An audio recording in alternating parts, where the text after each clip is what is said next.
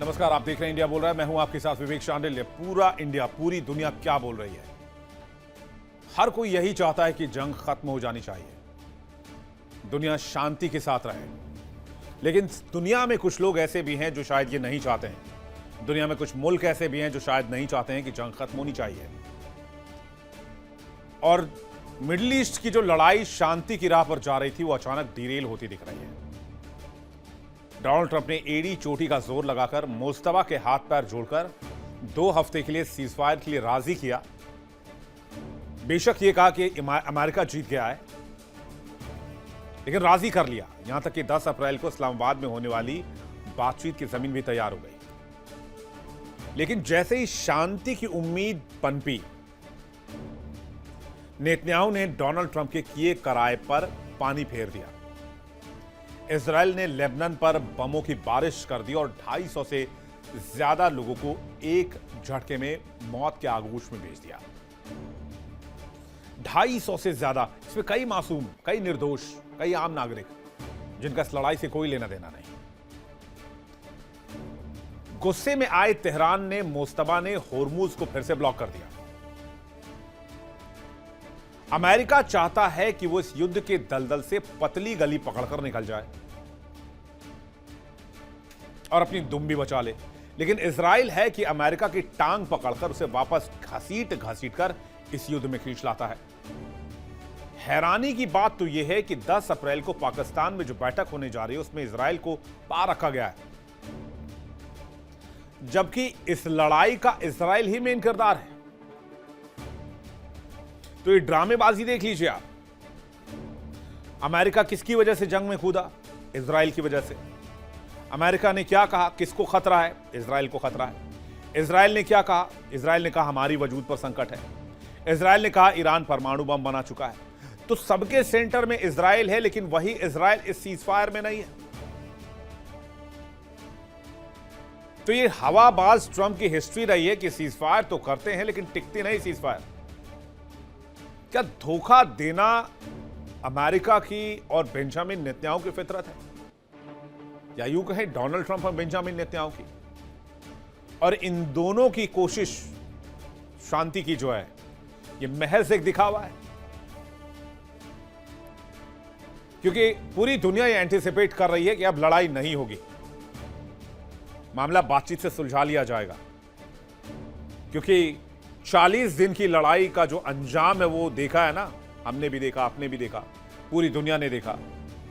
Middle east ने देखा, Iran ने देखा, यूरोप ने देखा, नेटो ने देखा, अमेरिका ने देखा। तो आखिर इजराइल को इससे कोई फर्क क्यों नहीं पड़ता, या फिर अमेरिका को इससे कोई फर्क क्यों नहीं पड़ता? आखिर क्यों वो निर्दोषों की जान के पीछे पड़े हैं? क्यों युद्ध उन्मादी बने हुए हैं, वॉर मॉन्गर्स बने हुए हैं? आज इसी पर सबसे बड़ी चर्चा, क्या सीजफायर डिरेल हो चुकी, क्या 24 घंटे के अंदर सीजफायर खत्म हो चुकी, और क्या अमेरिका और ईरान के किए कराए पर इजराइल ने पानी फेर दिया है? देखेंगे सबसे बड़ी इंटरनेशनल डिबेट, सबसे बड़े पैनल के साथ। क्या 24 घंटे में सीजफायर की हवा निकल चुकी है और अमेरिका के किए कराए पर इजराइल ने पानी फेर दिया है? क्या इजराइल इस जंग में सीजफायर नहीं चाहता है? डोनाल्ड ट्रंप ने दुनिया को दिखाया कि उन्होंने मुस्तफा के सामने बातचीत करके, डील करके, धमका के, चमका के 2 हफ्ते के लिए सीजफायर के लिए राजी कर दिया। लेकिन शायद डोनाल्ड ट्रंप ने दुनिया को यह नहीं बताया कि अमेरिका ने हाथ पैर जोड़े सीजफायर के लिए कि होर्मुज खोल दो, और लगा कि अब मिडिल ईस्ट में घी के दिए जलेंगे, शांति का सूरज उगेगा। लेकिन 24 घंटे से भी कम समय में बेंजामिन नेतन्याहू ने वो कर दिया जिसकी उम्मीद शायद डोनाल्ड ट्रंप को भी नहीं रही होगी। होर्मुज खुल चुका था, सीजफायर हो चुका था,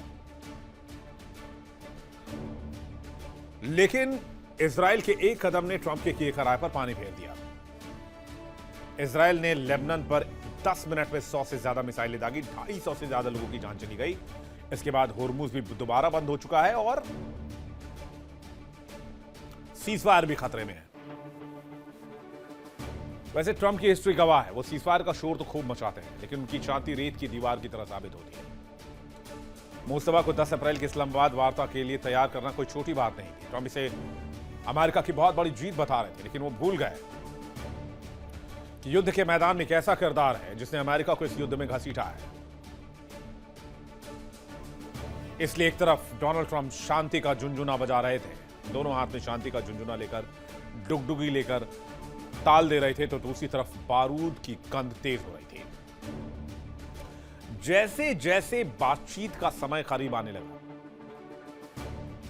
मेज सजाई जाने लगी। इजराइल ने न ईरान पर अटैक किया, न ही किसी और देश पर अटैक किया। इजराइल ने लेबनान पर ऐसी बमों की बारिश की कि पूरी दुनिया सन्न रह गई। बहाना वही कि हमने हिजबुल्लाह को निशाने पर लिया है, लेकिन खबर यह आई कि 250 से ज्यादा लोग मारे गए। क्या 250 लोग हिजबुल्लाह के लोग मारे गए? अब 24 घंटे में क्या सीजफायर खत्म हो जाएगा, या इस सीजफायर को इजराइल ने डिरेल कर दिया है? लेबनान में भीषण हमले के बाद हालात बदल गए। लेबनान में सीजफायर से यूएस इजराइल अब इनकार कर रहे हैं। वहीं ईरान ने बातचीत से पीछे हटने की धमकी दे दी है। अमेरिका ने ईरान की शर्तों को मानने से इनकार कर दिया है। होर्मुज को लेकर ईरान अमेरिका में फिर से मतभेद उभरा है। ईरान ने फिर से होर्मुज में नाकेबंदी कर दी है। ईरान ने कहा कि आपको अगर सीजफायर मानना है तो आपको सभी जगहों पर हमले रोकने होंगे, चाहे वो ईरान हो फिर या ईरान के सहयोगी हो। इजराइल ने कहा कि भाई लेबनान सीजफायर में शामिल नहीं, तो लेबनान पर हमले क्यों रोके? अमेरिका ने कहा कि लेबनान पर हमले जारी रहेंगे। अब्बास अराक्ची ने कहा कि सीजफायर और जंग एक साथ नहीं चल सकते। मिस्र के मुताबिक इस सीजफायर को डिरेल करने की कोशिश की जा रही है। अमेरिका के पीछे हटने की कोशिशों को देखते हुए इजराइल ने ऐसा पत्ता फेंका कि ट्रंप की पूरी मेहनत मिट्टी में मिल गई। नेतन्याहू कह रहे हैं कि वो किसी के कठपुतली नहीं है कि जब वो कहेगा, कोई कहे कि वो जंग खत्म कर दे, वो जंग खत्म कर देंगे। तो जब लेबनान धमका तो मुस्तफा का पारा 7वें आसमान पर पहुंच गया। आईआरजीसी ने इस हमले को विश्वासघात कहा है, और फिर से वही हुआ जिसका डर था। ईरान ने पूरी दुनिया की अर्थव्यवस्था का भट्टा बैठाने का फैसला कर लिया, होर्मुज स्ट्रेट को बंद कर दिया। अब अमेरिका जो पतली गली से निकल चुका था इस जंग में, वो फिर से इस जंग में फंसा हुआ महसूस कर रहा है। इजराइल ने अमेरिका की टांग ऐसी बांधी इस लड़ाई से कि अब इस टांग को वह निकाल नहीं पा रहा है। एक तरफ पाकिस्तान के इस्लामाबाद में बातचीत की टेबल सजा दी गई है, लेकिन सबसे बड़ा मजाक देखिए, जिस इजराइल के लिए अमेरिका ने जी जान लगाई, एड़ी चोटी का जोर लगवाया, अपनी साख और नाक दोनों मिट्टी में मिला दी, वही इस बैठक से बाहर है। अब आपको बताते ही शांति वार्ता में कौन कौन शामिल हो रहा है। टीम अमेरिका में जेडी वांस, स्टीव विटकॉफ, जेरेड कुशनर आ रहे हैं।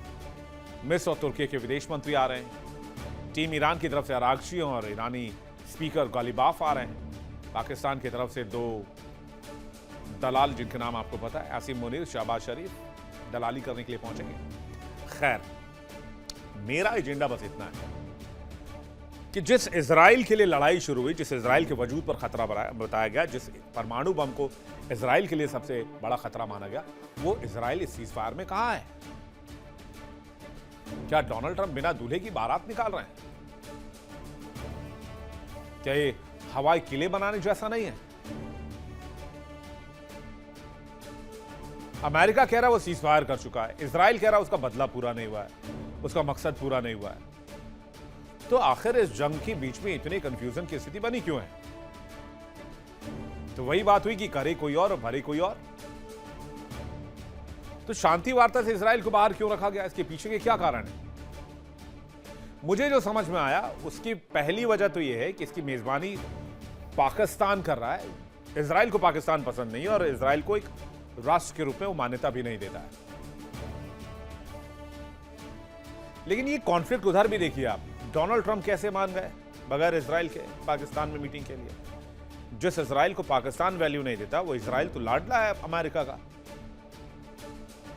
युद्ध विराम का मुख्य रूप से अमेरिका और ईरान के बीच में लेना देना है, यह अमेरिका का मानना है। इसराइल ने साफ किया है कि शांति वार्ता के प्राथमिक एजेंडे के वो खिलाफ है, वो इस सीजफायर को नहीं मानता। ट्रंप का लक्ष्य किसी तरह होर्मुज खुल जाए, उसके बाद ईरान इसराइल आपस में लड़ते रहे, हमें से कोई फर्क नहीं पड़ता। सूत्रों के मुताबिक ईरान ने शर्त रखी थी कि बातचीत सीधे यूएस के साथ हो, इसराइल शामिल ना हो। ट्रंप इसराइल के कठोर रुख को शामिल कर बातचीत बिगाड़ना नहीं चाहते हैं, लेकिन फिर इसराइल को रोकेगा कौन? इस बात का जवाब दे दें डोनाल्ड ट्रंप। नेतन्याहू ने कहा कि युद्ध के लिए अभी भी तैयार हैं। शांति बैठक में ऐसे तेवर वार्ता को विफल कर सकते थे। वहीं इसराइल ईरान की यूरेनियम संवर्धन के अधिकार को नहीं मानता। यूएस बीच का रास्ता निकालना चाहता है। ट्रंप नहीं चाहते कि इसराइल की मांगों के कारण युद्ध विराम का मौका उनके हाथ से निकल जाए। और मध्यस्थ देश भी तनाव कम करने के लिए फिलहाल इसराइल को वार्ता के पक्ष से दूर रखना चाहते हैं। तो इसका क्रक्स तो यही है कि बगैर इसराइल के बातचीत करना चाहते हैं डोनाल्ड ट्रंप, लेकिन किससे बातचीत करेंगे फिर? आज जो लेबनान पर अटैक हुआ है, वो हमला तो इसराइल ने किया। कल को अगर सीजफायर कर भी लेते हैं ईरान और अमेरिका, इसराइल कल को मिडिल ईस्ट में किसी और देश पर हमला कर देगा, इराकी मिलिशिया पर हमला कर देगा, ईरान के किसी हिस्से पर हमला कर देगा, तो क्या सीजफायर मानी जाएगी?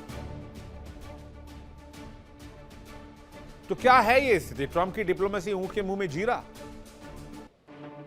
नेतन्याहू ने तय कर लिया कि वो अपनी लड़ाई लड़ते रहेंगे, अमेरिका रहे ना रहे, अमेरिका किरकिरी हो ना हो, ट्रंप रहे ना रहे, कोई फर्क नहीं पड़ता। ट्रंप सीजफायर करें ना करें, होर्मुज खुले बंद हो, कोई फर्क नहीं पड़ता। दुनिया तेल लेने जाए, दुनिया बाढ़ में जाए, इससे इजराइल को कोई फर्क नहीं पड़ता। इजराइल को ग्रेटर इजराइल बनाना है, लेबनान पर कब्जा करना है, स्पेशली साउथ लेबनान पर। तो कोई सीजफायर से चमत्कार की उम्मीद कैसे कर सकता है? आज इसी मुद्दे पर बातचीत करने के लिए मेहमानों का एक बड़ा पैनल हमारे साथ जुड़ रहा है। ग्रुप कैप्टन यूके देवनाथ हमारे साथ जुड़ रहे हैं, बहुत स्वागत है आपका। ग्रुप कैप्टन आशीष साय हमारे साथ जुड़ रहे हैं, बहुत स्वागत है आपका। कैप्टन श्याम कुमार हमारे साथ जुड़ रहे हैं, बहुत स्वागत है आपका।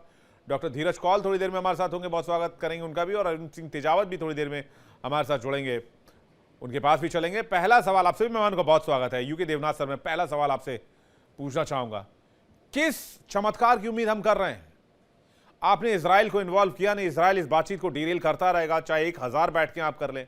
लेबनान में 250 लोग मार दिए, कहां से ये बातचीत कामयाब हो पाएगी? लेबनान का प्रेशर इतना होगा आज की तारीख में ईरान पर, IRGC पर। ये ड्रामा क्या चल रहा है अमेरिका और इजराइल का? हाँ विवेक, देखो उम्मीद पे दुनिया कायम है। सबसे पहली बात तो है, कुछ सक्सेस हम देख सकते हैं कि कोशिश की जा रही है कि अमेरिका ईरान पर बमबारी ना करे। कोशिश की जा रही है और कुछ सक्सेसफुल भी हुए हैं कि इजराइल ईरान पर बमबारी ना करे। तीसरी कोशिश यही हो रही है कि ईरान भी इजराइल की तरफ कोई मिसाइल ना दागे, गल्फ कंट्रीज पर कोई मिसाइल ना दागे। ये कोशिशें बेसिक लेवल पर शायद आस्ते आस्ते काम करना शुरू कर देंगी। कंफ्यूजन इसलिए हो रहा है कि इजराइल ये कह रहा है, सतही तौर पर एटलीस्ट, कि हिजबुल्ला और लेबनान की जो सीजफायर है वो इस बातचीत का हिस्सा नहीं थी, और इजराइल ने जो हमले किए हैं हिजबुल्ला के ऊपर लेबनान में घुसकर, उसके जवाब में ईरान ने स्ट्रेट ऑफ हॉर्मुज को आंशिक तौर से फिर से बंद कर दिया है। अभी भी चाइनीज जो शिप्स हैं उनको क्लियरेंस दी जा रही है स्ट्रेट ऑफ हॉर्मुज से निकलने के लिए। और मैं आपको बताना चाहता हूं कि हमारा विदेश मंत्रालय लगातार संपर्क में है ईरान के साथ, और बहुत जल्दी कल सुबह तक आपको खबर मिल जाएगी कि भारतीय जहाजों को भी स्ट्रेट ऑफ हॉर्मुज से निकलने दिया जा रहा है ईरान द्वारा। अब एक और सिल्वर लाइनिंग ही कह लीजिए, पाकिस्तान ने जो कंफ्यूजन क्रिएट किया है, कल देखिए पाकिस्तान में ये सब जमा हो रहे हैं।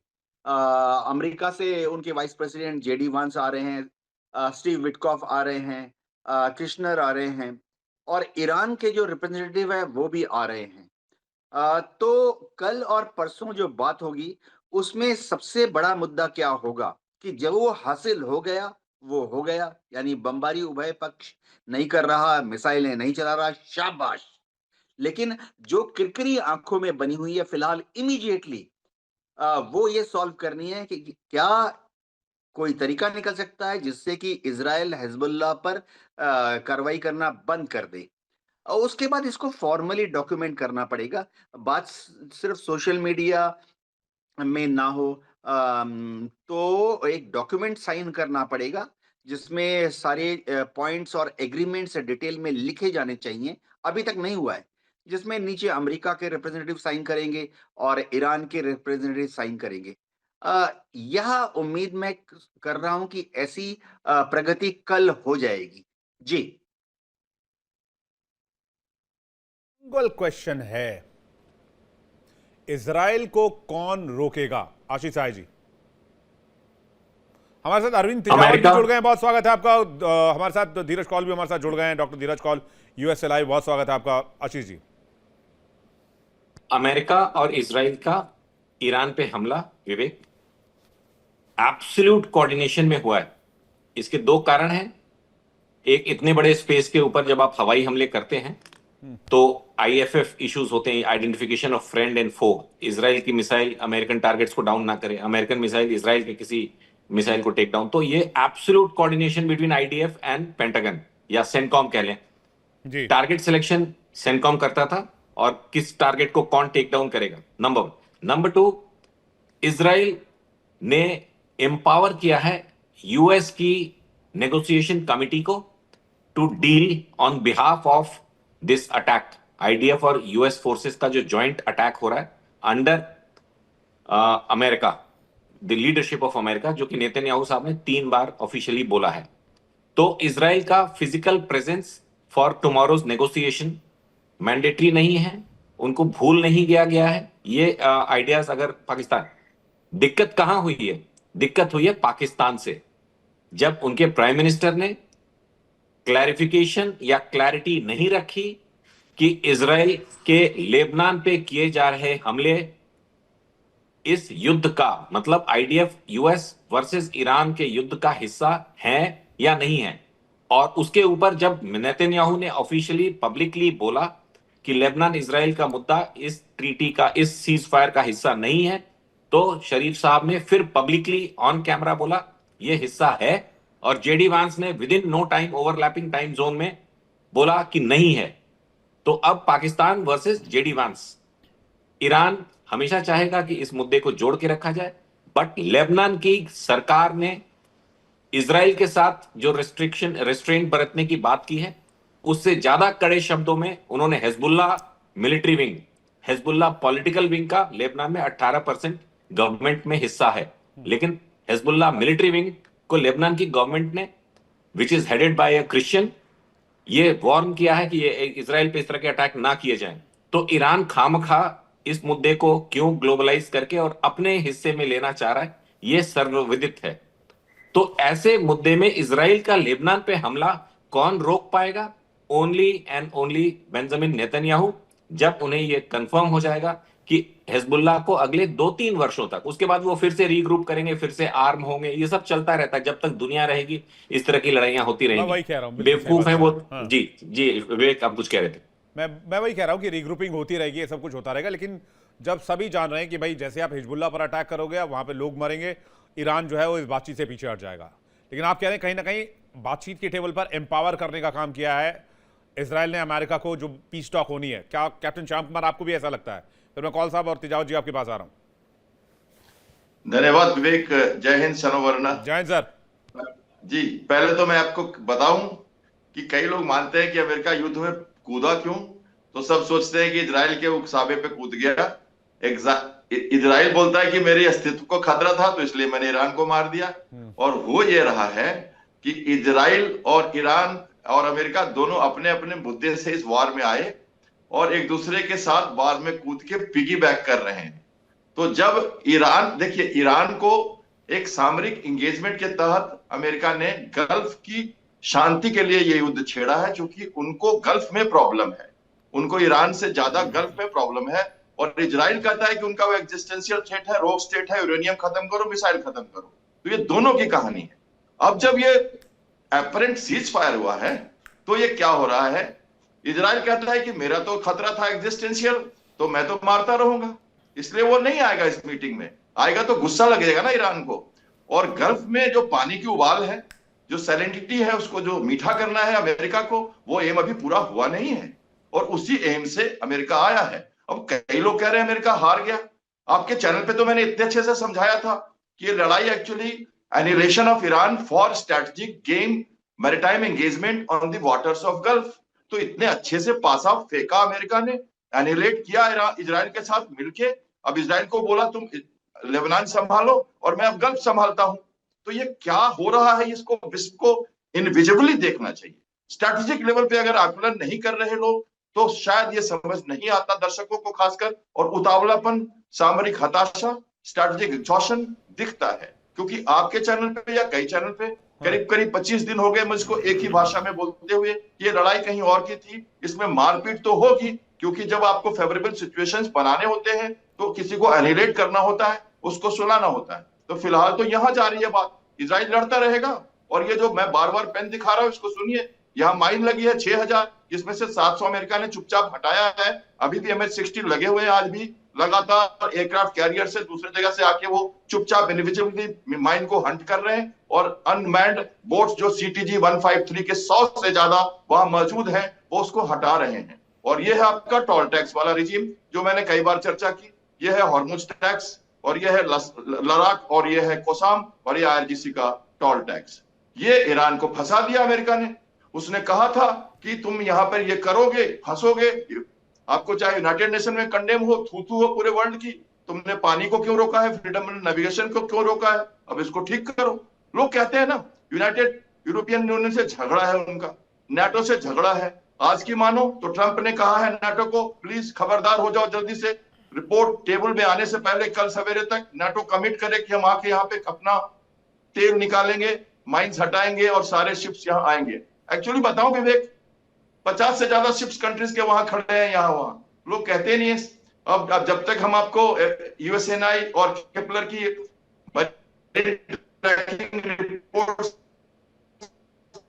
देखें, शिप्स की पोजीशन समझें कि ये स्ट्रेटेजिकली स्टेट ऑफ हॉर्मुज की बात थी, अब यहां से लीवरेज होगी।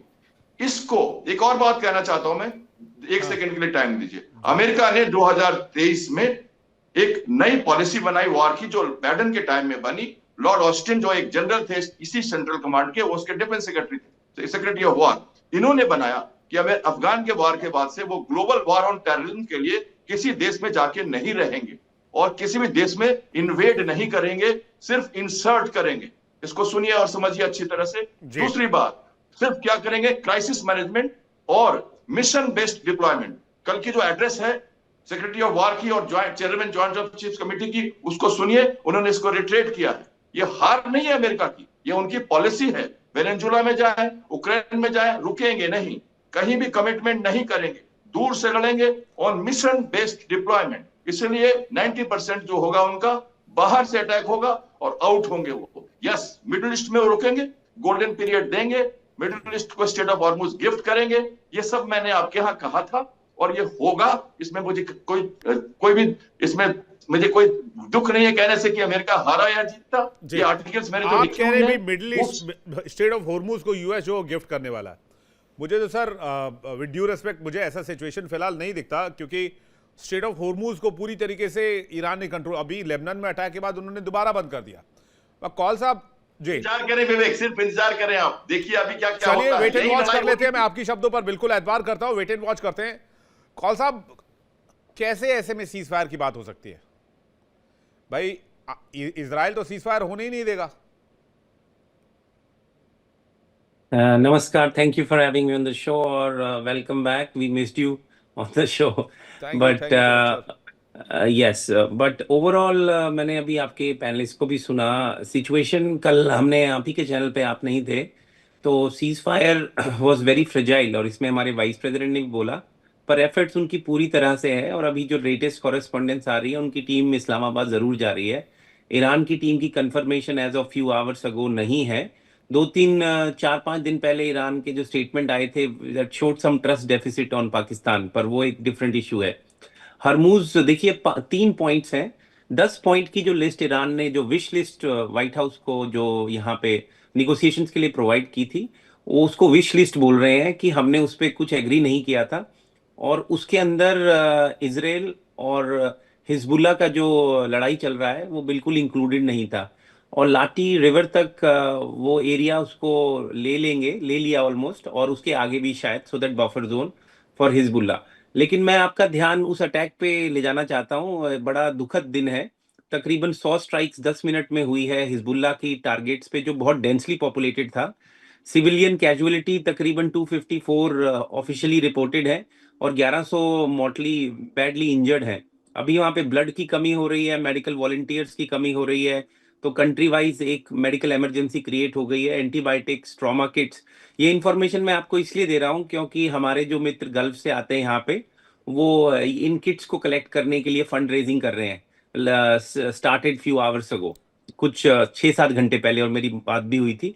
तो it's a very tragic day, but anyway, coming back to जो निगोशिएशंस चल रही हैं। क्या जरूरत है आपको लेबनान में बार बार घुस के अटैक करने की? आपके पास परमाणु हथियार है, आपके पास इतनी उन्नत किस्म के फाइटर जेट्स, आपको हिजबुल्लाह से खतरा लगता है? आपको IRGC से खतरा लगता है, जिनके 2 लाख लड़ाके हैं बस, जिनके पास कोई टेक्नोलॉजी नहीं है, जिनकी नेवी को अमेरिका ने खत्म कर दिया, जिनकी एयरफोर्स को अमेरिका ने खत्म कर दिया, सो कॉल्ड?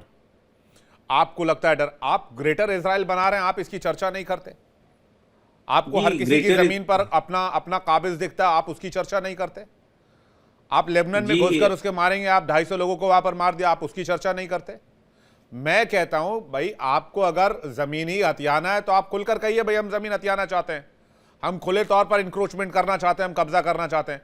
आप ये कहकर क्यों कब्जा करना चाहते हैं कि भाई आपकी जमीन पर हमला है? कॉन्स्पिरेसी थ्योरी तो ये भी है कि जो इजराइल में 2023 में जो हमला हुआ वो इजराइल ने करवाया था हमास के जरिए, ताकि इजराइल को ये सब शुरू करना था। बेंजामिन नेतन्याहू की कुर्सी खतरे में थी और कतर से कैश में हमास को फंड हो रहे थे, और इसका बाकायदा प्रूफ भी सामने आ चुका है।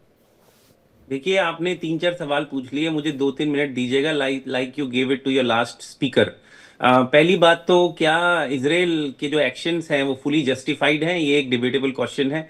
इसराइल की जो बाउंड्री है, और हम सब जानते हैं पूरे इस्लामिक वर्ल्ड से वो घिरा हुआ है, एग्जिस्टेंशियल थ्रेट है, the only Holi land for Jewish all over the world, वहां पे आते हैं। बहुत स्ट्रॉन्ग सेंटिमेंट है, हमारी अमेरिका में भी बहुत स्ट्रॉन्ग उनकी लॉबी है जो इन्फ्लुएंस कर सकती है पॉलिटिकल डिसीजन मेकिंग की, फंड रेजिंग करते हैं, ये बात सही है। लेकिन at the end of the day, जो अगर आप हिजबुल्लाह की बात करेंगे, तो Hezbollah has been a permanent like ulcer for Israel. वो बार बार वहां से अटैक करते हैं। आपका जितना भी सोफेस्टिकेटेड वेपनरी हो, हैंड हेल्ड ग्रेनेड्स, जो रॉकेट लॉन्चर्स होते हैं उससे अटैक करते हैं, लाइट वेट मशीन गन्स हैं उनके पास। अभी भी जो रिपोर्ट आ रही है, तकरीबन 1.5 लाख छोटे छोटे उनके पास वेपन्स हैं, जो मिसाइल जो फायर कर सकते हैं आप हैंड हेल्ड। तो ये तो it has to be disarmed. लेकिन हिजबुल्लाह क्या कर रहा है कि ह्यूमन शील्ड बना के हाईली डेंस्ड एरियाज के अंदर वो रहते हैं। जैसे हमस की स्ट्रेटजी थी कि वो हॉस्पिटल्स के बेसमेंट्स में थे, स्कूल्स के बेसमेंट्स में थे, अलग अलग टनल्स बनाई थी, तो वो एक शील्ड यूज करते हैं पॉपुलेशन को। इसीलिए जो बम्बार्डमेंट हुआ है, इसमें सिविलियन बहुत बड़ी कैजुअलिटीज हुई हैं, और नंबर्स अभी आ नहीं रहे हैं। It's a really concerning thing. लेकिन मैं आपका ध्यान बार बार एक तरफ ले जा रहा हूं, जो टॉप 3 चीजें हैं जिसपे अमेरिका बच डाउन नहीं करेगा। पहला है न्यूक्लियर।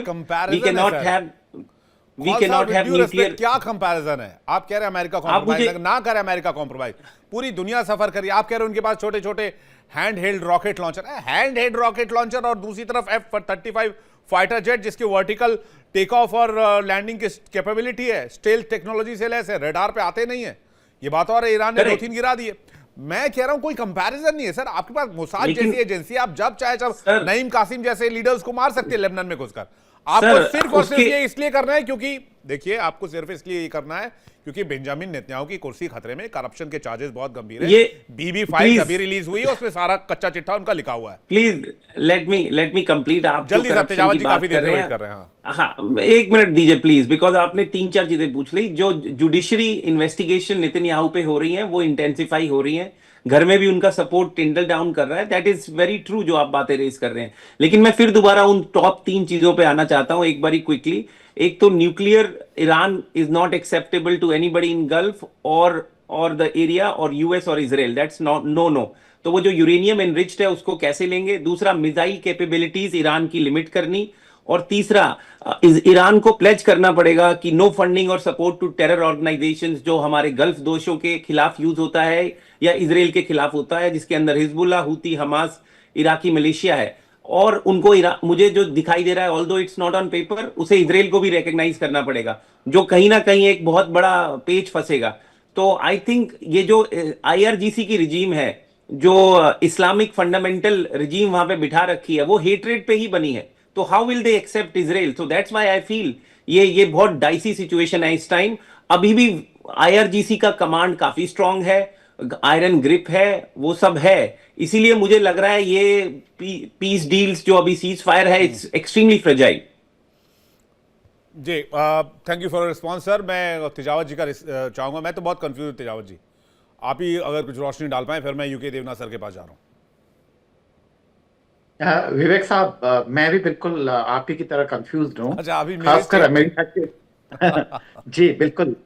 और ये काफी अच्छा लग रहा है कि ये जिस हॉस्पिटल्स की बात कर रहे हैं इसके सोर्सेज क्या हैं। सारे के सारे सोर्सेज तो आपके यूरो अमेरिकन सोर्सेज हैं। कौन सी ऐसी मीडिया है जो ईरान और वहां गाजा पट्टी में रहकर रिपोर्टिंग कर रही थी? किसने बताया आपको कि हॉस्पिटल से वो आ रहे थे? यह तो सच है ना कि जो ईरान पे जो बम्बार्डमेंट हुआ था वो लड़कियों का स्कूल था, और ये तो आप ही की मीडिया कह रही है ना। मैं खाली इस फर्क को ही नहीं गौर में लाना चाह रहा हूं कि किस तरीके से पूरा का पूरा प्रोपेगेंडा रचा जाता है और पूरी तरीके से कैसे किया जाता है। दूसरी बात, अभी अमेरिका कितना डेस्परेट है, और इसमें जो आप वो बात बता रहे हैं कि हमने ये कर लिया है या हम ऐसा कर लेंगे, अमेरिका की हालत क्या है आप देखिए। इस बातचीत के लिए आ रहे हैं जेडी वेंस, 7 से 8 घंटे से भी ज्यादा वहां का सफर तय करके आएंगे।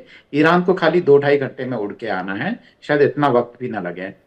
और उन्होंने पहले ही डिक्लेयर कर दिया था कि हमारे ये लोग आने वाले हैं अमेरिका की तरफ से। जो वहां ईरान की एम्बेसी में जो एम्बेसडर थे उनके, उन्होंने पहले एक पोस्ट वहां पोस्ट किया कि ईरान इसमें भाग ले रहा है, फिर बाद में वो भी डिलीट कर दिया। अभी तक कंफर्मेशन तक वहां से आना बाकी है। और उन्होंने साफ साफ कहा है कि दरअसल जंग और सीज फायर दोनों साथ नहीं चलेंगे। एकदम धमकी दे दी है। तब फिर आप इसराइल को मनाने में लग गए हैं और ये कहने लगे हैं। और फिर उसके बाद में बेंजामिन नेतन्याहू साहब का वहां से ट्वीट आता है कि नहीं, हम अब से नहीं करेंगे और हम बिल्कुल सम्मान करेंगे जो प्रेसिडेंट ट्रंप ने कहा है। और क्या करेंगे क्या नहीं है, इतने लोगों को मार के उसके बाद में आपने जो कंट्री हेड है उनको मार दिया, और जो जो कि एक तरीके से वो था। और उसके बाद में आप शांति वार्ता पे उस आदमी से उम्मीद कर रहे हैं जो उन्हीं का बेटा है। और उसके बाद में जो जिस लोगों के लिए आप कह रहे थे कि हेल्प आ रही है, उन्हीं पे बाद में आप बम्बार्डमेंट कर रहे हैं। और उसके बाद में काफी कंफ्यूजिंग है। और बिल्कुल विवेक साहब ठीक है, हम सभी लोग कंफ्यूज हैं। Over to you. Thank you Tejawat ji. अब मुझे लगता है कि इसमें यूके देवनाथ सर, इसमें कम से कम 2 पार्टी तो बने थे, पार्टी ही 3 है, और मामला इतना झालमुड़ी वाला हो गया है कि इसमें अब इजराइल का अलग स्टैंड है। इजराइल कहता है कि भाई हमको ये चाहिए। अमेरिका का अलग, अमेरिका का तो स्टांस ही चेंज हो गया। अमेरिका ने भाई होर्मुज खोल दो, हम जाते हैं यहाँ से, हमको और कुछ नहीं चाहिए। इजराइल का स्टांस अलग है। इजराइल जो बेतहाशा बमबारी किए जा रहा है, वो कहता है भाई हमने हिजबुल्ला के लोकेशन पे हिट किया तो 250 लोग जो मारे गए, क्या वो सभी हिजबुल्ला के थे? उसमें 10, 20, 50 कितने हिजबुल्ला के थे ये भी क्लियर नहीं है। कई सारे इनोसेंट लोग मारे गए। अब लोग कहते हैं कि भाई जहाँ जंग होती है वहाँ निर्दोष भी मारे जाते हैं। मैं ये जानना चाह रहा हूँ कि जिस त्रासदी से इस वक्त दुनिया गुजर रही है, जहाँ हर आमो खास, एक सेकंड कॉल साहब दीजिएगा, मैं आ रहा हूँ आपके पास, जहाँ हर आमो खास इस जंग से प्रभावित है, हर देश प्रभावित है, वहाँ इजराइल को क्या किसी की कोई फिक्र नहीं? क्या पूरी दुनिया की कोई फिक्र नहीं? फिर कहते हैं भाई इजराइल अपने वजूद की रक्षा कर रहा है, तो फिर लेबनान के वजूद का क्या, बेरूत के वजूद का क्या, ईरान के वजूद का क्या, मिडल ईस्ट के वजूद का क्या, ग्रेटर इजराइल का कॉन्सेप्ट क्या? 50 तरीके के सवाल है। देखो विवेक, जहां तक इजराइल की बात है, इजराइल इतना ताकतवर क्यों है? अपने बलबूते पर है क्या? नहीं। ना क्षेत्रफल, ना आबादी, ना जमीन के नीचे कोई खनिज पदार्थ। इजराइल में कॉपर नहीं है, इजराइल में एल्युमिनियम नहीं है, लोहा नहीं है, मैग्नीज नहीं है, ग्रेफाइट नहीं है, रेत ही रेत है। तो इतना पावरफुल क्यों है? इतना पावरफुल इसलिए है क्योंकि अमेरिका उसको सस्टेन कर रहा है। द्वितीय विश्व युद्ध के बाद से ही, जब 1940 की बात है, 1950 की बात है, तब इन गल्फ देशों में कच्चे तेल के मिलने की बात शुरू हो रही थी। अगर आप याद करें तो उस दौर में 1940, 1950 यानी द्वितीय विश्व युद्ध के इमीडिएटली बाद अमेरिका ने इन सब देशों पर अपना इन्फ्लुएंस बढ़ाना शुरू किया क्योंकि उनको इनका कच्चा तेल चाहिए था। रूस इस में रेस में थोड़ा सा पीछे आया। मैं यूएसएसआर की बात कर रहा हूं, सोवियत रशिया। उनको भी दौड़ के आना पड़ा यहां पर, क्योंकि रूस को भी पश्चिम एशिया पे अपना इन्फ्लुएंस बढ़ाना था कच्चे तेल की वजह से। तो अमेरिका ने देखा कि रूस का मुकाबला करने के लिए उसे परमानेंट अपनी एक छावनी चाहिए। ये मैं पोस्ट 1945, 1946, 1947 की बात कर रहा हूं। और एक क्या बेहतरीन फौजी छावनी हो सकती है अमेरिका के लिए। ज्यूज, दुनिया भर से ज्यूज को भगाया जा रहा था, इंग्लैंड से, अमेरिका से, दुनिया भर के देशों से चुन चुन के ज्यूज को भगाया जा रहा था। ये शायद हिस्ट्री हमें मालूम नहीं है। तो इनको भगाया जाए और ये सारे जाके इजराइल में चले जाएं और इजराइल में एक छावनी बनाए जिसको अमेरिका सपोर्ट करेगा। शुरुआती दौर में ब्रिटेन ने भी सपोर्ट किया था, जिसको अमेरिका सपोर्ट करेगा, और वो एक अनसिंकेबल एयरक्राफ्ट कैरियर बन जाएगा मिडिल ईस्ट में। इजराइल को अमेरिका ने मिडिल ईस्ट में एक अनसिंकेबल एयरक्राफ्ट कैरियर बना दिया है। क्यों? इजराइल का इस्तेमाल करके पूरे मिडिल ईस्ट को काबू में रखा है। यह है एकमात्र कहानी, एकमात्र सत्य कहानी। बाकी सब यही जो वजह है कि वो अमेरिका नहीं चाहता कि मिडिल ईस्ट के किसी भी देश के पास न्यूक्लियर वेपन हो। विवेक, मिडिल ईस्ट के किसी भी देश के पास न्यूक्लियर वेपन हो, ये जो रिक्वायरमेंट है, ये अमेरिका की रिक्वायरमेंट नहीं है, ये नेतन्याहू की रिक्वायरमेंट है, इजराइल की रिक्वायरमेंट है। आप देख लीजिए मिडिल ईस्ट के किस कंट्री के पास न्यूक्लियर वेपन आपने है। कहा ना अनसिंकेबल है, था? आपने कहा अनसिंकेबल है। अगर मिडिल ईस्ट में किसी के पास न्यूक्लियर वेपन होगा, खासकर ईरान के पास, तो अनसिंकेबल वाला टैग हट जाएगा। नहीं नहीं नहीं नहीं नहीं विवेक, ईरान ने देखो, दो इसमें है। चलो मान लेते हैं कि ईरान के पास एक न्यूक्लियर बॉम्ब है या 5 न्यूक्लियर बॉम्ब है, 400 किलो यूरेनियम उन्होंने बना लिया है। अगर है भी, उससे इजराइल को डुबा नहीं सकते। देखिए इजराइल की दिक्कत क्या है, मैं बताता हूं। इजराइल की दिक्कत है कि उसे अमेरिका चाहिए, और अमेरिका को इजराइल ने कैसे बस में रखा है? ज्यूइश लॉबी से। अगर मैं आपको 2-3 अगर बताता हूं, अगर अमेरिका में ज्यूइश लॉबी नहीं होती तो आज इजराइल का हाथ पकड़ने वाला कौन होता? दूसरा एक और अगर बताता हूं, अमेरिका और इजराइल का अमेरिका इजराइल का इस्तेमाल करके मिडिल ईस्ट पर, खासतौर से अब ईरान पर क्यों नजर रख रहा है? अगर ईरान में जमीन के ऊपर कद्दू उग रहे होते और जमीन के नीचे आलू उग रहे होते, मैं आपको बताता हूं विवेक, डोनाल्ड ट्रंप को तो पता भी नहीं होता कि ग्लोब में ईरान है कहां पर। तो ईरान का कच्चा तेल चाहिए। ये जो न्यूक्लियर बॉम्ब का जो इशू आता रहता है, देखो विवेक, 1979 तक तो शाह ऑफ ईरान अमेरिका के मित्र थे। 1979 तक पूरा का पूरा ईरान इजराइल के साथ दोस्ती खेलता था। ये 1979 के बाद ईरान ने न्यूक्लियर बॉम्ब कब बनाना शुरू किया? कोई रिकॉर्ड नहीं है। आज तक कोई रिकॉर्ड नहीं है कि ईरान ने न्यूक्लियर बॉम्ब बनाना कब शुरू किया। आईएईए के खुद के रिपोर्ट में है। आईएईए की आप पिछली 10, 12, 15, 20 रिपोर्ट पढ़ लो, कहीं पे भी नहीं लिखा कि ईरान झगड़ा लड़ाई, फिर ये मार फसाद, झगड़ा लड़ाई, मार कुटाई, सब तो बेसलेस हो गया ना सर। मैं कह रहा हूं क्या इजराइल के रहते पॉसिबल है सीज फायर आज की तारीख में? आशीष जी, सीज फायर चलता रहेगा। अब मैं 24 घंटे का वेट करता था विवेक। अगर ईरान को इस सीज फायर को कॉल ऑफ करना था तो आज का पूरा दिन, अभी वहां शाम हो गई है, वो कॉल ऑफ कर देते। लेकिन इनपुट्स यही हैं कि उनकी टीम पाकिस्तान जा रही है, इसका मतलब सीज फायर कॉल ऑफ करेंगे। हाँ, टेबल पे कल जब बैठेंगे तो उसमें ये मुद्दा उठा सकते हैं, क्योंकि ये उनका पॉइंट नंबर 10 है। ओपन सोर्सेज के थ्रू जो है इंफॉर्मेशन है, जो 10 पॉइंट उन्होंने भेजे हैं अमेरिका के लिए कंसिडर करने के लिए, उसमें 10वें नंबर पे इजराइल का लेबनान पे हमला भी है।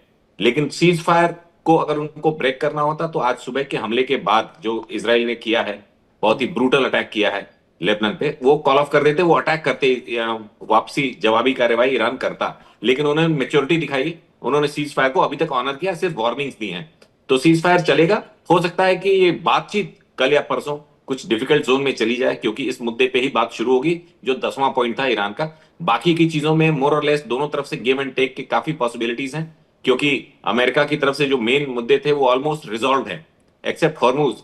ईरान की मिसाइल प्रोग्राम अमेरिका खुद ही कह रहा है, उनका चीफ ऑफ स्टाफ खुद ही कह रहा है, चेयरमैन, उनका रक्षा मंत्रालय कह रहा है कि हमने कर दिया।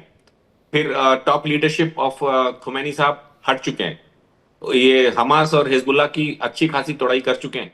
तो इस वजह से वो इस पे काफी मतलब ट्रेड ऑफ करने की पोजीशन में होंगे। हाँ, ईरान की कुछ और डिमांड्स की अमेरिका गल्फ से हट जाए, या हमारी पूरी इंफ्रास्ट्रक्चर को रीबिल्ड करने के लिए पैसे दे दो, या हमारे ऊपर आगे कोई अटैक ना हो ऐसा लिखित में दे दो। इन चीजों पे भी ट्रेड ऑफ करने के पावर्स हैं। लेकिन ceasefire looks like holding so far. Fragile fragile हम कह रहे थे क्योंकि काफी उम्मीदें थी सब लोगों को कि लेबनान पे जब अगला हमला करेगा, मेजर हमला इजराइल, तो ईरान में फायर सम मिसाइल्स ऑन तेल अवीव या एनीवेयर इन इजराइल। तो उन्होंने नहीं किया है। बहुत लाइकलीहुड है कि ये होल्ड करेगा फॉर सम मोर टाइम। जी शान विवेक। आप तो बहुत ऑप्टिमिस्टिक लग रहे हैं सर। अब मुझे मेरे हिसाब से पूरी दुनिया आपकी जैसी ऑप्टिमिस्टिक होनी चाहिए, मैच्योरिटी दिखाएं, खास करके कम से कम इजराइल के एंड से तो कम से कम मैच्योरिटी दिखे। लेकिन लोग कहते हैं कि भाई बेंजामिन नेतन्याहू फंसे हुए हैं, और जिस दिन ये वॉर इजराइल के लिए ओवर हुआ उस दिन उनके लिए शुरू हो जाएगा, क्योंकि जब तक इजराइल वॉर मोड में उनके वो पीएम पद पर बने हुए हैं। इजराइल लेबनान को, हिजबुल्लाह को, गाजा को, उनका एक यूनिट्रैक प्रोग्राम है। आप किसी की एथनिक क्लिंजिंग, दुनिया में जितना इतिहास हमारी जानकारी में है विवेक, दुनिया में इस किस्म की एथनिक क्लिंजिंग की कोशिश किसी और प्रजाति के साथ नहीं हुई। 6 मिलियन ज्यूज को second world war and post में मार दिया। उसके बाद वो, जैसा कि अभी ग्रुपी देवनाथ बता रहे थे, सारे एक जगह इकट्ठा हुए। Please give them some honour. और वो जो किलिंग्स करते हैं वो वॉर किलिंग्स होती हैं। अगर किसी दुनिया की एक कम्युनिटी ने डिसाइड कर रखा है कि पूरे ग्लोब में हम जब भी लड़ेंगे जवाबी कार्रवाई के समय बच्चों और लेडीज को आगे कर देंगे। मैं नाम नहीं लेना चाहता हूं, अपने देश से लेके पूरी दुनिया में एक प्रोटोकॉल बना रखा है कि चूहों की तरह बिल में छुपो, सिविल एरियाज में बैठे रहो, और जब उस पर हमले हो तो बच्चों को और लेडीज को आगे करके और जो भी करना चाहते हो। I reserve my comments on this reality, cruel reality. Israel is the only country after America जो कि, क्यों यूरोप इजराइल के ऊपर ऑफेंसिव नहीं होता है इस मुद्दे पे, क्योंकि यूरोप के घर में अपने इसी किस्म के कैंसर हैं। यूरोप के हर देश में ऑलमोस्ट ये कैंसर फैल चुका है, और उनको लगता है कि Israel is the only hope जो इसको काउंटर करेगा। ये जो वेस्ट एशियन कंट्रीज अभी अमेरिका के साथ खड़े हैं, ये ईरान को काउंटर करने के लिए टेम्पररी खड़े हैं। जैसे ही ये रिजॉल्व होगा ये सारे एक हो जाएंगे, including Iran, to finish Israel again. तो इजराइल का ये ग्रेटर इजराइल, वो वर्ड्स गलत यूज कर रहे हैं, but they have a reason to do what they are doing Vivek. फिर इजराइल को कैसे जस्टिफाई करें? धीरज कौल साहब, इजराइल भी तो फिर सेम ट्रैक पर है। देखिए, मैं पहले एक बात बताना चाहूंगा आपको from analytic point of view. Israel के पास काफी अच्छी बहुत चीजें हैं, ऑल्दो नेचुरल रिसोर्सेज नहीं है, ये जानना जरूरी है। ह्यूमन कैपिटल वर्ल्ड का one of the most educated country, technology startup world की one of the most highest, 25% GDP उनका स्टार्टअप से आता है। Government policy, R&D, military research, natural resources में ऑफशोर गैस और कल्चर, और सबसे बड़ा बात लॉबी। जो यहाँ की बड़ी बड़ी कंपनीज हैं उनके ओनर्स, सीईओज तो एम्प्लॉय होता है, owners most of them are Jewish people. और इसके अलावा साइंस के अंदर टॉप रिसर्चर, आइंस्टाइन से उठा लीजिए आप से आगे तक, आपको उसी जकरबर्ग, कोई भी उठाइए आपको वो दिखेगा। तो very very hard working people, और उनके ऊपर बहुत एट्रोसिटीज ग्लोबली, जैसे अभी आपके पहले पैनलिस्ट ने बताया है, और कहीं ना कहीं वर्ल्ड की भी जिम्मेदारी है कि उनको एक पीसफुल रहने की जगह मिले। इजराइल कभी भी ऑफेंसिव अननेसेसरी कंट्रीज पे नहीं कर रहा। जॉर्डन पे आपको दिख रहा है कुछ करते हुए उनको, क्योंकि जॉर्डन के साथ उनका ट्रूस है। लेकिन हिजबुल्ला अगर उन पे अटैक करेगा, उधर से इराकी मलेशिया आएगा, इधर से ईरान तो पता नहीं 47 सालों से ये कह रहा है कि रोज सुबह उठ के वो ये बोलते हैं कि इस कंट्री को ही तबाह कर देना चाहिए। और भूलिए मत, वो इंडिया का एक बहुत क्लोज अलाई और फ्रेंड भी है, तो कहीं ना कहीं उनको एग्जिस्टेंस का पूरा पूरा राइट है। लेकिन मैं आपके पहले पैनलिस्ट से जो अभी पहले बात कर रहे थे, इससे एग्री करता हूं, क्योंकि वर्ल्ड की फाइनेंशियल आउटकम्स इस ट्रूथ के ऊपर बहुत निर्भर है। मुझे लग रहा है कि अमेरिका भी पूरी कोशिश करेगा कि कहीं ना कहीं मिडिल ग्राउंड में आए। लेकिन जो टॉप 3 चीजें मैंने बताई, nuclear, we can not have a nuclear Iran has to stop supporting terror outfits against our allies Middle East में, ईरान में और दुनिया के दूसरे देशों के अंदर। और चौथी बात जो बार बार उठ के आ रही है वो ये है कि हरमुज को ईरान मुझे लगता है खोलेगा। और जो चुंगी की बात ईरान ने बोली थी, अमेरिका प्रेसिडेंट ने ये भी बोला कि 50-50 शेयर कर लीजिए, but I am pretty sure Iran के अंदर डेवेस्टेशन बहुत बड़ी मात्रा में हुई है। कई दशकों वो पीछे चला जाएगा अगर फाइनेंशियल सपोर्ट नहीं मिला। उनकी इकोनॉमी इस टाइम रिसेशन नहीं डिप्रेशन में है। अगर आप डॉलर टू रेशो देखिए, अनएम्प्लॉयमेंट देखिए, जीडीपी देखिए, बेसमेंट में जा चुकी है। तो ईरान के इंफ्रा पे सर बहुत वो बहुत तो अमेरिका की डैमेज हुआ है। गुंडागर्दी है सर। जिस देश के लेकिन पास फैक्ट नहीं, फैक्ट फैक्ट फैक्ट मैं आपको बताता हूं ना, जिस देश के पास दुनिया का थर्ड लार्जेस्ट ऑयल रिजर्व हो, वो अगर इकोनॉमिक रिसेशन नहीं, डिस्ट्रेस में हो, तो फिर गलत बात है। ये तो आप वेनेजुएला से कंपेयर करिए ना, वर्ल्ड का सेकंड लार्जेस्ट, कहां पे है उनकी economy. It's not about resources, पर अगर आपके भाई पास आपने तो वो हिंदुस्तान को लगी भी है। तेल खरीदने से मना कर दिया, हम तो अपनी करेंसी में खरीद रहे थे, उससे भी आपको दिक्कत हो गई। आओ just to give you an update, India जो रिलायंस का हमारे यहाँ पे गुजरात में है, वो अब 3 वीक का डिफरेंस रह चुका है। तो इंडिया के लिए तो Venezuelan oil is a good news. But having said that, one last point I am saying, आपके पास जितने मर्जी रिसोर्सेज हो, अगर आपके ऊपर सैंक्शंस लग रखी हैं, whatever reason that may be, you can not really have a good quality of life. और एक बात बताता हूं, जो 79 में रेवोल्यूशन ईरान में हुआ, उससे पहले पर कैपिटा इनकम $2,500 थी। अरे रेवोल्यूशन के सैंक्शन बाद लगाने का कोई $350। तरीका होता है ना। कोई यूएन नाम की संस्था है, कोई यूएन सिक्योरिटी काउंसिल भी मैंने सुना कोई संस्था है इस दुनिया में जो देशों के अलग अलग हक हुकूक तय करती है, या अपने मन से थानेदार बन के कुछ भी कहीं भी सैंक्शन लगा देंगे? वो आप सही कोई बोल रहे हैं, नियम उसके ऊपर कानून एक है, स्पेशल कुछ कायदा है, या कुछ भी है? विवेक जी, अगर यूएन के हाथों में पावर होती तो world would have been a different place. लेकिन अनफॉर्चुनेट रियलिटी यही है जो हम देख रहे हैं। इसी वजह से कैप्टन श्याम कुमार कुछ कहना चाह रहे हैं? उड़ रहे हैं जी ठीक है, वापस लौट रहा हूं। कैप्टन श्याम कुमार जी वापस जाइएगा आप। आपने गन गम जंप कर दिया, टर्न मेरा था, तो समय थोड़ा कम है आपके पास। जी जी देखिए मेरी बात सीधी सीधी सुन लीजिए। मैं 4 दिन आगे बोलता हूं और 20 दिन से बोल रहा हूं। जब लड़ाई शुरू हुई थी तब मैंने जो कहा था, आज आपके पास हो रहा है, तो लोग नहीं मानते, मानना पड़ेगा आपको। देखिए ये सीज फायर टूट जाएगा। अब इसके बाद ऑफेंसिव पोस्चरिंग होगी कि नहीं ये पता नहीं। इजराइल वहां नहीं आएगा नेगोशिएशन में, वो ग्रेटर इजराइल बनाएगा। लेबनान किसी दिन यहूदी कंट्री था, यहाँ का पेरिस था। आवारा हूं मैं, गर्दिश में हूं, आसमान का तारा हूं, राज कपूर वहीं थे। तो प्रेसिडेंट भी यहूदी है, उनका अलग मकसद है, समझते रहिए इसको। कहीं पे निगाह है, कहीं पे निशाना। काफी झांसा, काफी कुछ पासा फेंका गया है इस युद्ध में। ये जो मिलिट्री लड़ाई हुई है, ये एक पहलू है इसका। और जो इनविजिबल जो बातें हो रही हैं, उसको हम समझना चाहिए। हॉर्मुज पे कोई मानेगा नहीं। क्लियरली उन्होंने कह दिया है कि हम टैक्स लेंगे, हमें अपना पुनर्निर्माण करना है। 30 मिलियन अरब डॉलर चाहिए उनको अपने पुनर्निर्माण के लिए। और जितनी भी शर्तें रखी हैं वो सब के सब करीब करीब फ्रेजाइल हैं। एक दो लाइन कह दूं फिर से, कल सुबह मध्य पूर्व से पूर्वाई ठंडी हवा चली है, युद्ध की विपदा अभी नहीं टली है। और हॉर्मुज में ये जो टोल टैक्स है तो बकरों की बलि है। कौन मानेगा इसको? भारत ने मना कर दिया। ईरान से भारतीयों को निकलने का आदेश दिया गया है। मतलब आपको जयशंकर जी 15 कोई जनवरी उम्मीद नजर नहीं आ रही है? बिल्कुल नहीं। लेकिन कहां जाएगा मामला, कितने दूर से आराम से अभी अमेरिका इसको कहेगा। स्वर्णिम युग क्या है, लिवरेज कैसे लेगा वो, ज्वाइंट उसने मना कर दिया है। यूरोपियन यूनियन, एप्साइड, अटलांटा और प्रोस्पेरिटी गार्डियन रिपीट करेगा ऑपरेशंस। हूथी के तहत ये सब हो चुका है। आपको मालूम होना चाहिए 2023 के बाद से पूरी तैयारी के साथ मैं आपको कह दूं, अमेरिकन प्रेसिडेंट्स की लाइन टो कर रहे हैं। उन्होंने ये डिसाइसिव एक्शन जरूर लिया, लेकिन अमेरिका इसके लिए तैयारी कर रहा था और पहले तैयारी कर चुका है। इसमें बड़ा मैरिटाइम एंगेजमेंट का प्रश्न आता है। इसलिए कई सारे रिसोर्सेज अभी रुके नहीं है, सब अपनी अपनी जगह से मूव ही कर रहे हैं। अब मिलिट्री अटैक्स होना जरूरी है। जी कैप्टन, अगर आपको लग रहा है कि सीजफायर नहीं होने वाला, तो मुझे तो 2 लाइनें याद आती हैं अमेरिका के लिए और खास करके राष्ट्रपति ट्रंप के लिए कि बड़े बेआबरू होकर तेरे कूचे से निकले, बहुत निकले, लेकिन मेरे अरमा फिर भी कम निकले। तो क्या वो सीजफायर नहीं करा पाएंगे जिसके लिए वो इतनी जद्दोजहद कर रहे हैं? नहीं, ये बहुत मुश्किल है पचना लोगों को कि वो हार गए, कूचे से निकले। आशिक का जनाजा बड़ी धूम से निकले, महबूबा की गली से जरा घूम के निकले। आप देखिए क्या होने वाला है। ये जो कर रहे हैं ना ट्रंप, शातिर खिलाड़ी है, पूरा देश खड़ा है। ये कांग्रेस, ये प्रॉब्लम, मागा, ये इलेक्शन फाइल, ये लोग, इम्पीचमेंट, सब एक तरफ। और ये जो लड़ाई पूरा अमेरिका लड़ रहा है, ग्रैंडसन की कसम देते हुए, गर्लफ्रेंड की गली में जरा घूम के निकले, कहीं हॉर्मुज वाली कहानी तो नहीं बता रहे कैप्टन श्याम कुमार? तेजावत जी।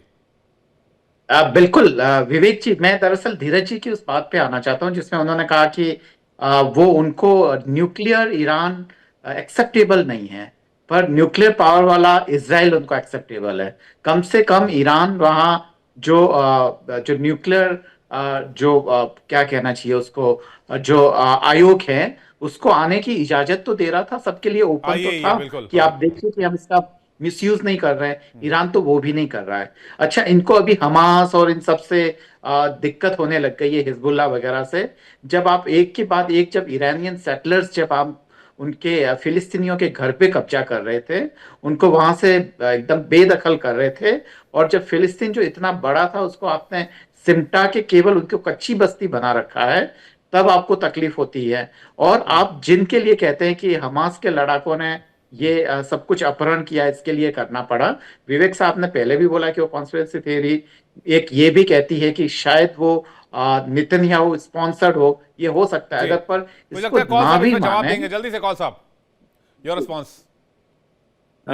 देखिए, पहले तो जो लेबनान के प्रेसिडेंट हैं वो क्रिश्चियन है, कैथोलिक क्रिश्चियन, वो जूइश नहीं है। लेबनान, ये बात सही है कि एक जमाने में पेरिस ऑफ द यूरोप होता था, जो दुबई का आज स्थिति है वो लेबनान का था, और क्रिश्चियन मेजोरिटी कंट्री थी। लेकिन इस्लामिक, कब मैं उस डायरेक्शन में नहीं जाऊंगा, population control versus expansion and retraction क्या हुआ। आफ्टर हैविंग सेड दैट, अभी तक किसी ने डाउट रेज किया था कि सोर्सेज क्या है। आप लेबनीज हेल्थ मिनिस्ट्री के वेबसाइट पे जाइए, आपको 254 नंबर दिखाई देगा। 1100 लोग फेटली वुंडेड हैं और अभी बहुत लोग दबे हुए हैं। इसके अलावा रॉयटर्स, इसके अलावा अल जजीरा, आपको हजारों रिसोर्स मिल जाएंगे। तो वहां जो ट्रेजेडी हुई है लेबनान में, वो बहुत ही, आई वुड से, शेमफुल है। बिल्कुल सही और बात, कुछ ना कुछ उसके लिए जिम्मेदार हिजबुल्ला भी है और इजराइल भी है, क्योंकि हमें भी रिस्ट्रेन दिखाना चाहिए कि कहाँ पे हम अटैक कर रहे हैं, कितनी सही बात। पॉपुलेटेड आबादी पे कर रहे हैं। लेकिन Exactly. उनका भी, जैसे आपके डिफेंस एक्सपर्ट ने बोला, ये ट्रैक रिकॉर्ड है। हमेशा जो औरतें हैं, बूढ़े हैं, बच्चों को शील्ड बना के उनके पीछे लड़ रहे होते हैं। ये एक tactical बहुत बड़ी, operation चलाई आपने ना, लाइव ऐसे तो- एग्जांपल देखा, ईरान ने तो आपके हिसाब से ऑन चले एयर तो बोल दिया था। आपके हिसाब से चले तो पाकिस्तान का वजूद तो खत्म हो जाना चाहिए था अभी तक में, अगर हमने रेस्ट्रेन नहीं दिखाया होता, हमने टैक्टिकल ऑपरेशन नहीं चलाए होते। हमने ब्रह्मोस मारा, हमने स्पेसिफिक लोकेशन पे मारा जहां पे आतंकी ट्रेनिंग लेते थे। हमने ये नहीं कि आधा पाकिस्तान साफ कर दिया कि जाओ कल देखेंगे जो होगा सो होगा। कम से कम आप भारत से तो सीखिए भाई साहब। कौल साहब बोलिए डोनाल्ड ट्रंप साहब को, कम से कम हमसे ऑपरेशन सिंदूर से बाकी चीजों से ट्रेनिंग ले। ये नहीं बोले कि India is a dead economy और उसके बाद बोले कि इंडिया हमारी मदद करे। ये अब ठीक नहीं लगता ना कौल साहब। चलिए, कल फिर मुलाकात होगी, कल बातचीत करेंगे। आज समय सीमित है। बहुत बहुत शुक्रिया आप सभी मेहमानों का। उम्मीद इसी के साथ कि भाई हम सीजफायर की तरफ बढ़ेंगे, शांति की तरफ बढ़ेंगे और दुनिया शांति का एक नया सूरज देखेगी इस शांति वार्ता के साथ। खास पेशकश में ब्रेक का फॉर्म। देखिए इंडिया डेली 24/7 अब आपकी स्मार्ट टीवी पर। इंडिया डेली मौजूद है सभी डिजिटल प्लेटफॉर्म पर लाइव और लगातार। इंडिया डेली 24/7 हर दिन राष्ट्र को समर्पित।